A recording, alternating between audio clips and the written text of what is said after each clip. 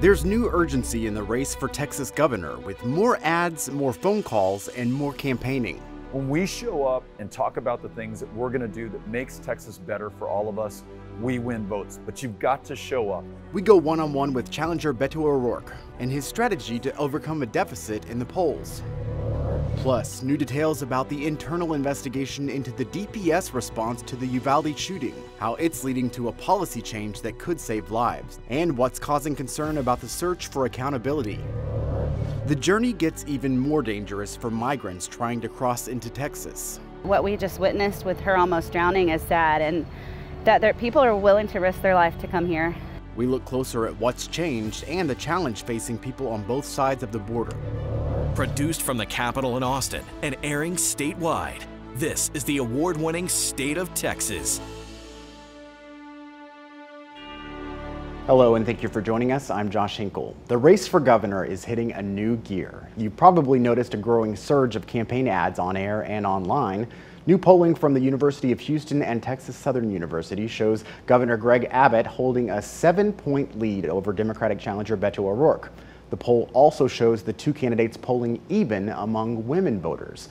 While polls show Abbott holding the lead, O'Rourke is campaigning to close the gap. He just wrapped up his 7-week-long drive for Texas. That included stops in big cities and rural communities. Politics reporter Monica Madden caught up with O'Rourke at a stop in Lockhart. She looks closer at the message he's sending to voters and his strategy to win votes. From Blue Austin, We're going to win. to the burbs, Democrat Beto O'Rourke says he's leaving no stone unturned in his bid for governor. Because in order to win, we cannot afford to write anybody off or take anyone for granted. In Republican-leaning Caldwell County, Fire Abbott! we find a yelling match between O'Rourke and Abbott supporters. Oh, of course I respect the effort, yes. They believe what they believe and I believe what I believe. Hecklers greeted O'Rourke on several events during his Drive for Texas tour. It's going to be a cold day in hell before he's ever a viable candidate in Texas. And Beto has confronted them back. It may be funny to you, but it's not funny to me, okay? But the Democratic hopeful is not deterred by critics. I've got to earn and fight for their votes. In fact, he's hoping to convert a few. A woman's right, our very democracy, our kids' ability to survive the school year, all are under attack. And we're putting this state and our fellow Texans above party identification or any other difference. These loyal supporters are votes O'Rourke knows he has in the bag. Now, he's relying on them to mobilize untapped votes in every pocket of Texas. He's tapping volunteers like Colby Wright. Great if I could change someone's mind, but it's easier to influence a mind that hasn't made a decision yet. Need all the help we can get. Hi. And Alice Wilson. This state has been Republican for so long that people don't feel like their vote matters, but this year we know it does. Analysts say O'Rourke will have a harder time with the conservative base, sure to turn out for incumbent Governor Greg Abbott. This is O'Rourke's third campaign, so there's fewer independent voters to sway and almost no Republican voters to sway. The very people who've been drawn out of our democracy will provide the margin of victory. Monica Madden for State of Texas. As you saw, Monica spoke one-on-one with Beto O'Rourke. He went into more detail about the issues driving his campaign and what he's hearing from Texas voters. So you focus on gun control and abortion, the grid, those have been kind of common themes. What are voters telling you about the most important issues before this election? Doesn't matter where I am in the state, how much of a big city, how rural and remote the county might be, people want to make sure that we restore protections for every Texas woman to make her own decisions about her own body. That's about as universal as we get. It's not just what I'm hearing. When pollsters have asked our fellow Texans, 86% of our fellow Texans disagree with Greg Abbott's total abortion ban with no exception for rape or incest, including 78% of Republican voters across the state of Texas. Voters also want to make sure that we prioritize the lives of our kids in our classrooms. They know that we can do better on reducing gun violence in Texas.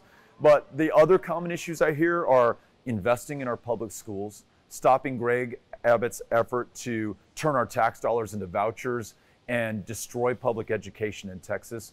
And they want us to expand Medicaid so more people can fill a prescription, go to a mental health care provider, be healthy enough, well enough to live to their full potential.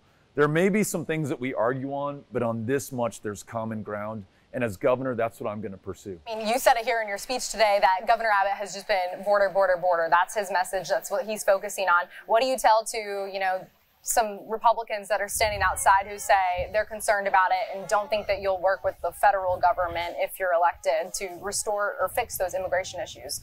We've arrived at the point that we're at now with these problems on the border after nearly 8 years of Greg Abbott being in office. 8 years of stunts like sending migrants on buses to DC, Chicago, or New York.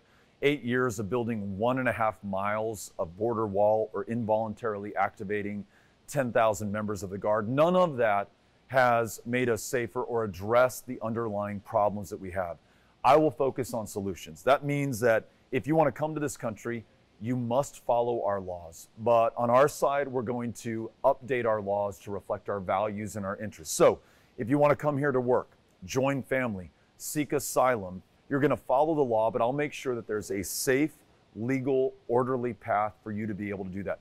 We get that done, we can focus on those who might want to cause us harm, those who traffic in illegal drugs, those who traffic in human beings for that matter. Right now, they're needles in a haystack.